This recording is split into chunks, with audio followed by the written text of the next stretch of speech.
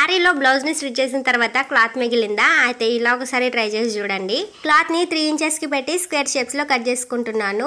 ఎన్ని వస్తాయో మనకు అన్నిటిని కట్ చేసేసుకోండి. నాకైతే ఒక 20 వరకు వచ్చాయి. ఈ విధంగా స్క్వేర్ షేప్స్ ని కట్ చేసుకున్న తర్వాత వీడియోలో చూపించినట్టుగా ఇలా ఫోల్డ్ చేసుకొని స్టిచ్ వేసేసుకోవాలి. ఇలా మనం ఎన్నైతే పీసెస్ తీసుకున్నామో అన్నిటిని ఈ విధంగా స్టిచ్ వేసేసుకోవాలి. వీటిని ఇప్పుడు ఎడ్జెస్ లో కట్ చేసుకొని రివర్స్ లో తీసుకుంటే కోన్ షేప్స్ లో వస్తాయి.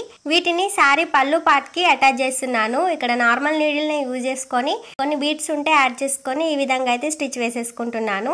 వీటికి బీడ్స్ యాడ్ చేయడం వల్ల మంచి లుక్ అయితే వచ్చింది. ఇలా అన్నిటిని స్టిచ్ చేసుకున్న తర్వాత నా దగ్గర కొన్ని కుందన్స్ ఉంటే ఈ విధంగా అయితే స్టిక్ చేసేసాను. బ్లౌజ్ పార్ట్ లో మిగిలిన క్లాత్ తోటే శారీకి మంచి లుక్ అయితే యాడ్ చేశాను. ఈ ఐడియా మీకు ఎలా అనిపించిందో తప్పకుండా కామెంట్ చేయండి.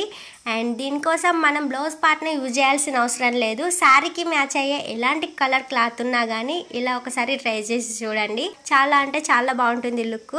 వీటికి బీడ్స్ అండ్ స్టోన్స్ ని యాడ్ చేయడం వల్ల లుక్ అనేది ఇంకా ఎలివేట్ అయిందనమాట. అండ్ ఇలాంటి మరెన్నో ఐడియాస్ కోసం మన ఛానల్ అయితే సబ్స్క్రైబ్ చేసుకోండి.